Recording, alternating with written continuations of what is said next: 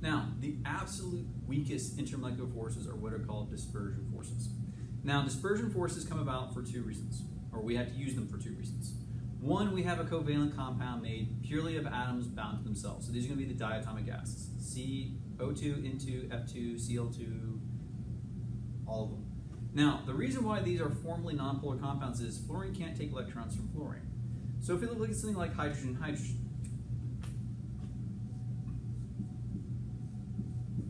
there is no reason to believe that there is a positive or negative into this molecule. Now, technically there is. This bond represents electron density between the two hydrogen atoms, specifically 2 electrons.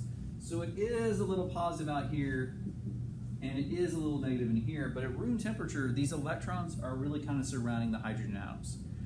But the second group we can talk about that is truly and honestly non-polar, no reason to see any type of polarity, are the noble gases.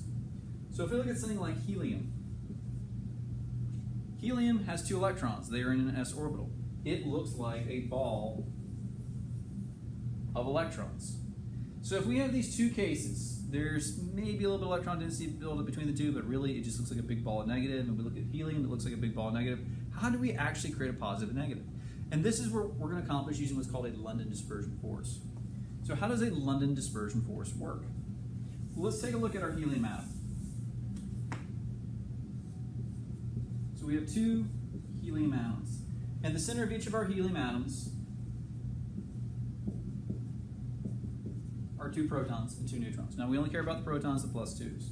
Now if we look at our electrons swirling around the atom, they look completely negative. So this helium atom only see balls of negative. But let's say we start dropping the temperatures. As we go to lower and lower temperatures, the velocity of the electron begins to go down. And at some point, these electrons stop looking like balls of electron density, and they start looking like defined points. Now, they're still clouds, but they're more finite clouds, to the point that we kind of see an electron and electron.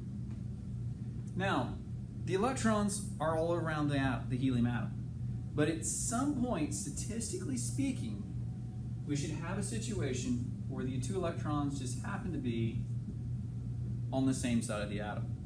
And because they're on the same side of the atom, we're going to get a slightly negative charge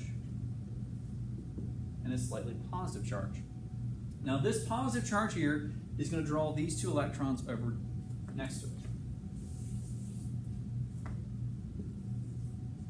Once again, we get a negative charge and a slightly positive charge. And this is going to propagate. The next helium atom that comes by is going to see this slightly polarized helium atom. It's going to polarize, get a positive and negative in, and they start binding together. And this is how we can create liquid helium. And this is how it's going to work for hydrogen as well. We slow the electrons down enough, they start looking like points. And when they start looking like points, we start seeing the nucleus, and we start seeing the positive and negatives. So you might think about this as an induced polarity. One of these atoms gets a temporary dipole on it.